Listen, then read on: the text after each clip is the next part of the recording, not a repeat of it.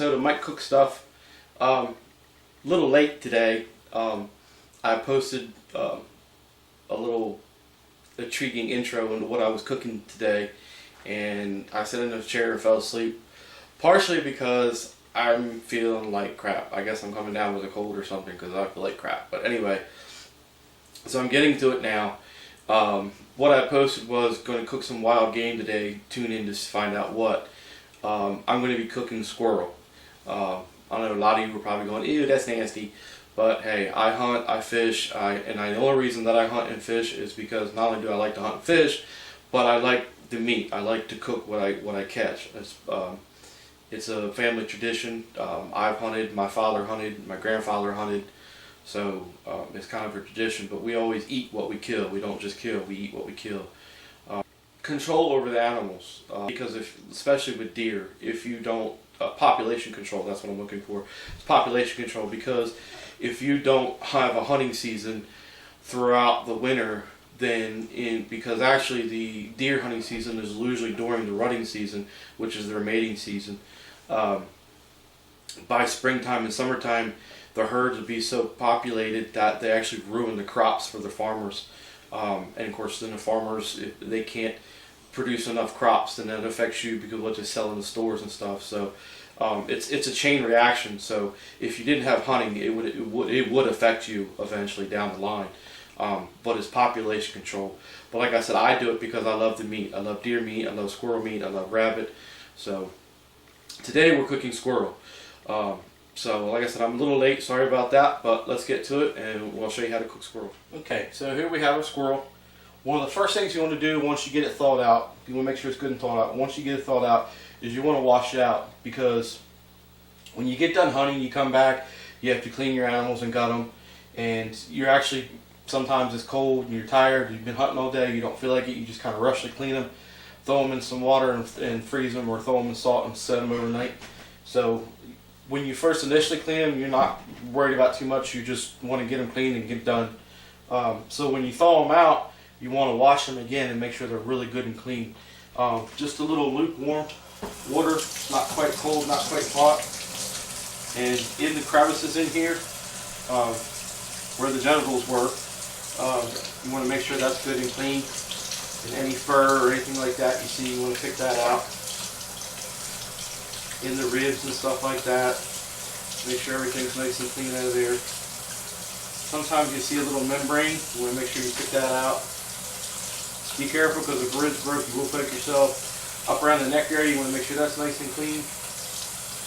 And just overall, make sure it's nice and clean underneath the arms.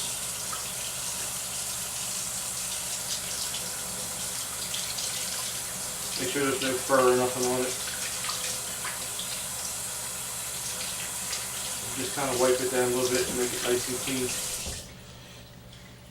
And just kind of squeeze it just a little bit, get some of the excess water off there.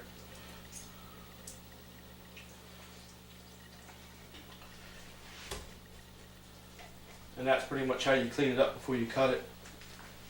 And then, in order to cut it, you want to take a good and sharp knife, good large knife, and just about in the center, right about there.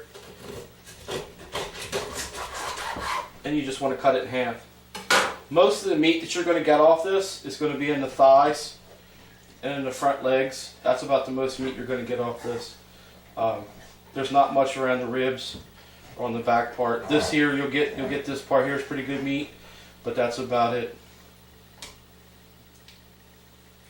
And then while our pan's heating,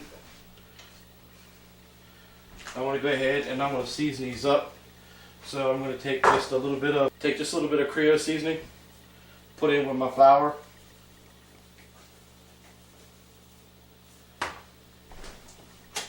And then just take a fork and mix that in my flour, so my seasoning is now in my flour.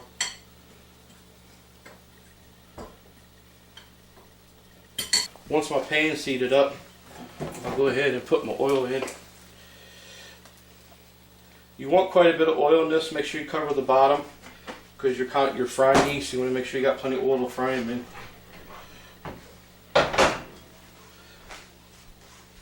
And then just dip them in your flour. Hoping to have more than one today, but I didn't get to go hunting today, so I at least had one in the freezer. That way I can at least show you how to cook it. Anything with game, I know a lot of people I've talked to say, "Ooh, I've squirrel, I've had that, it was nasty," or even muskrat. A lot of people around here from Delaware eat muskrat. You go, "Oh, that was nasty, I've had that." It's all in the prep.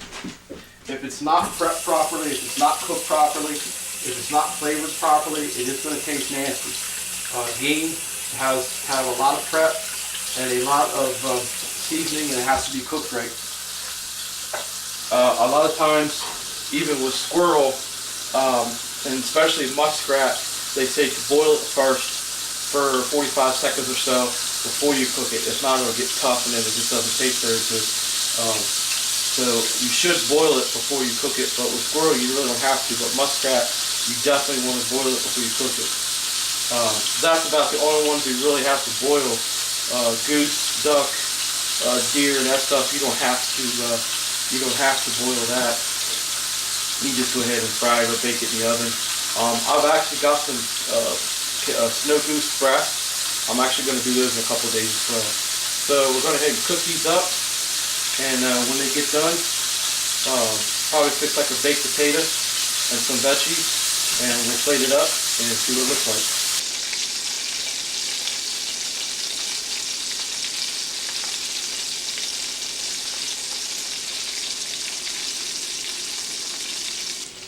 Okay, these are just about done. I'm gonna give them a few more minutes, but you want to cook on a low heat, long and slow. If you get too high of a heat and cook them too fast, they're gonna get tough. So turn your heat up at first, sear on both sides, then turn it down, and then do a slow cook. So like I said, if you cook them too fast, too hard, they will get tough.